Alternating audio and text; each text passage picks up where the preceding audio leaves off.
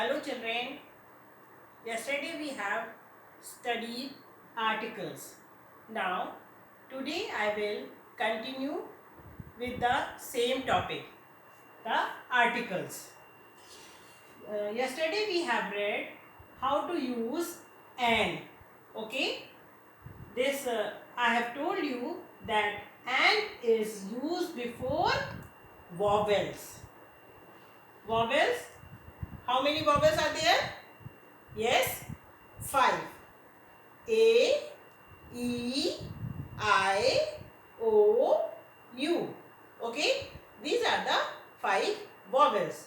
Now you have studied yesterday. कल आपने पढ़ा था कि इन 5 वॉवेल के पहले एन लगाते हैं.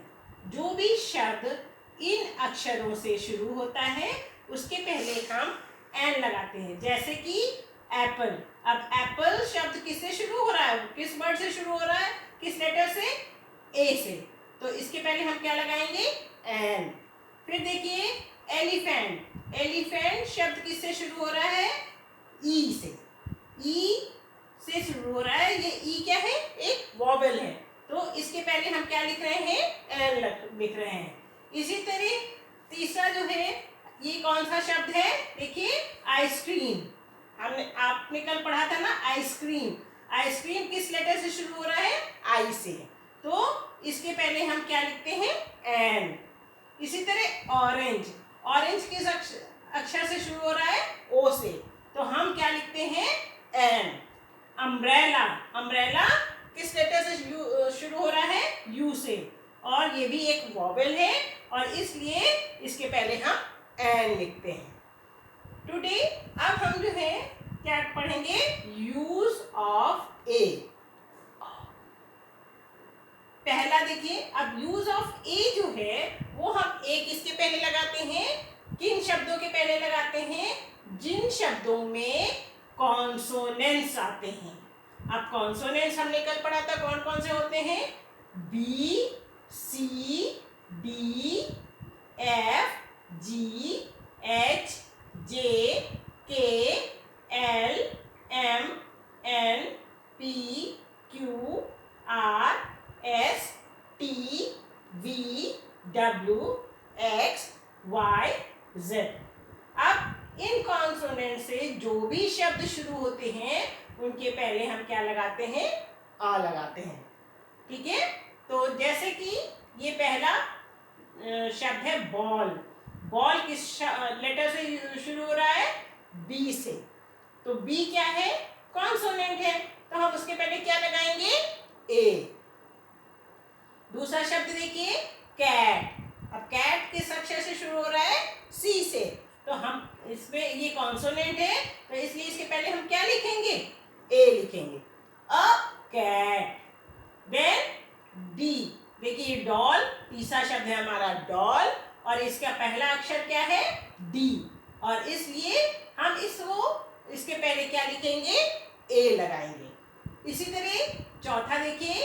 हाँ, अब आप देख रहे हैं, आपको दिखाई दे रहा होगा. क्या दिख रहा है? F A N, fan. तो ये किस अक्षर से शुरू हो रहा है? एफ से शुरू हो रहा है. और एफ क्या है? एक कॉन्सोनेंट है. तो इसलिए हम इसके पहले क्या लगाएंगे?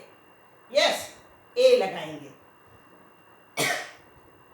फिफ्थ वर्ड देखिए ट्री. ट्री शब्द है और इसमें जो है किस अक्षर से, किस लेटर से ये शुरू हो रहा है? टी से शुरू हो रहा है. और टी भी एक कॉन्सोनेंट है. तो हम इसके पहले क्या लगाएंगे? अ लगाएंगे. A tree. Now sixth one देखिए वर्ड वैन. वैन शब्द किससे शुरू हो रहा है? वी से. और इसलिए हम इसके पहले क्या लगाएंगे? ए लगाएंगे. So now children, you can see that in these words which have started with consonant, we use a. A ball, a cat, a doll, a fan, a tree, a van. Okay?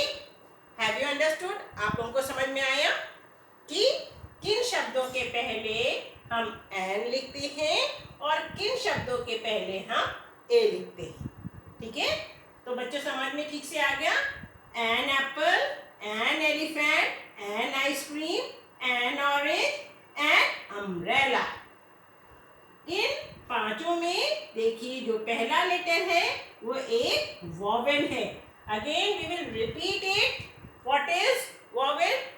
A, E, I, O, U. These are the 5 vowels. और इन अक्षरों से जब भी कोई शब्द शुरू होता है तो हम उसके पहले क्या लगाते हैं? एन लिखते हैं।